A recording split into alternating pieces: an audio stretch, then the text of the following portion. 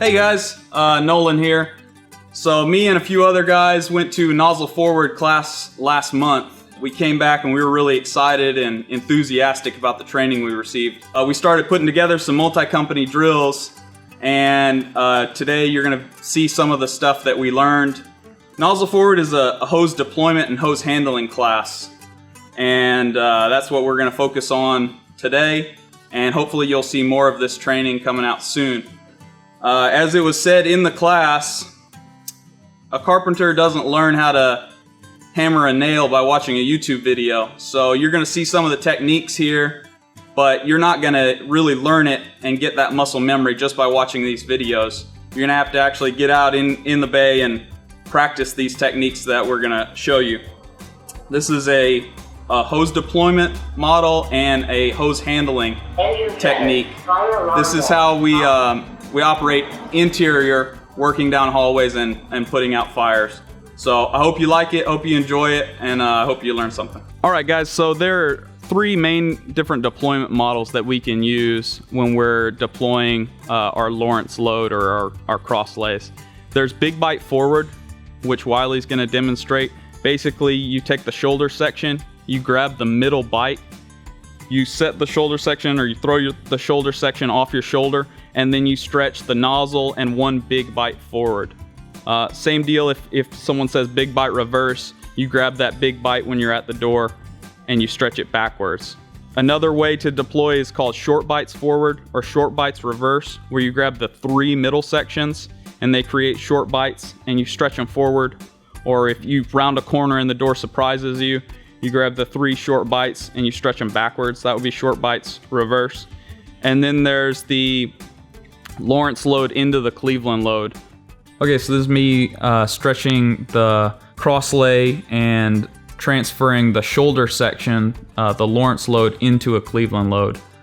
I drop the dump bites and I'm stretching forward, and the main part about making this what's called the loop prop or the Cleveland load is when you set it down, I'm very careful to set it down and keep all the layers together. I set it down and I keep all the layers together that were on my shoulder, and then I'm very deliberate. I take the first hose with the nozzle and I go to my knee. The next length of hose, the next section, I go to my elbow, then knee, elbow,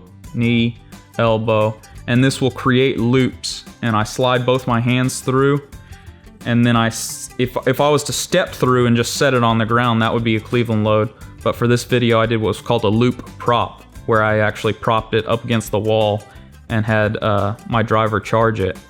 So I set the hose in both of my arms. I stepped through, so it was kind of leaning forward, had my driver charge it. And key with this, you'll learn the hard way, is you charge it and then look away when you have it charged, because sometimes it'll charge pretty forcefully and it'll pop up and hit you in the face.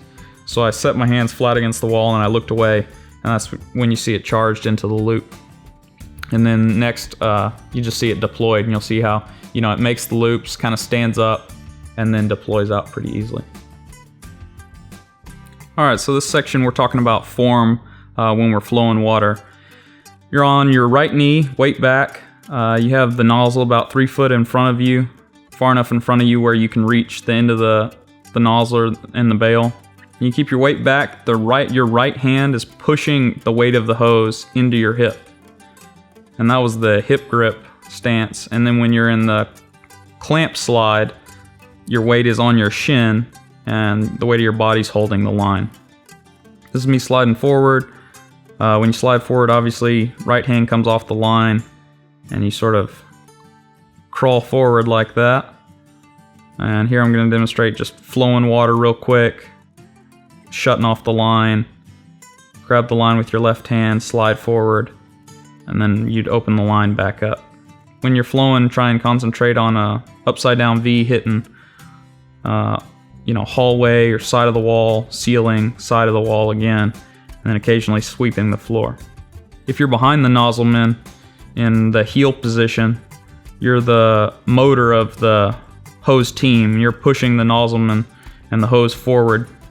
This is me and Boyd in a crooked lean here, and he's got about 70% of his weight leaning back on me, and we're pushing forward. All right, guys, so that's 3 different ways to deploy the Cleveland load. Like I had said earlier, I'm not a nozzle forward instructor. I'm a guy who went to one nozzle forward class. Okay, so take my advice. If you liked anything from this video, try and attend that class yourself. The 3 different ways for deploying the Cleveland load are used for when you have 3 different stretches. Okay, you're in District 1 or District 9, and you've got a long driveway, you've got a 100-foot lay, then you're probably gonna use big bite forward. You got plenty of room, you dump the first 100 feet, you grab the middle section, you throw that next 100 feet down, you grab the middle section, you deploy it forward. Creates that big bite forward. It's very reliable, it's very fast. If you're in a smaller area, you're down in District 3, District 2, you're working on an apartment fire and you've got a narrow hallway, maybe you've only got 20 or 30 feet. That's when you're gonna use the short bites forward or short bites reverse. Or especially if you're rounding the corner, you take the high side of the corner, you throw off a flake, and boom, your fire door is right in front of you. Now what do? You set it down, grab a couple bites in the middle, and walk backwards, and that's short bites reverse. If you're working off a stairwell, you're in a hotel, you're working off a 2nd, 3rd floor landing at a hotel or an apartment complex, and you've got 5 or 10 feet to work with. Take the dump section, stretch it up to the landing, the shoulder section, be very careful, set it on the ground, and then either step through and make a Cleveland load on the landing, or prop it up, and now you've got a loop prop in a very tight section. So that's why we have it 3 different, we can deploy it 3 different ways, because there's 3 different, stretches. If you've got a lot of distance, if you've got a little bit of distance, or you've got very little distance, almost no distance at all. Have fun with it, and when you're coming back from a fire alarm, now you can say, hey, big bite forward, stretch to the front door, or whatever you're gonna do. Okay, bye.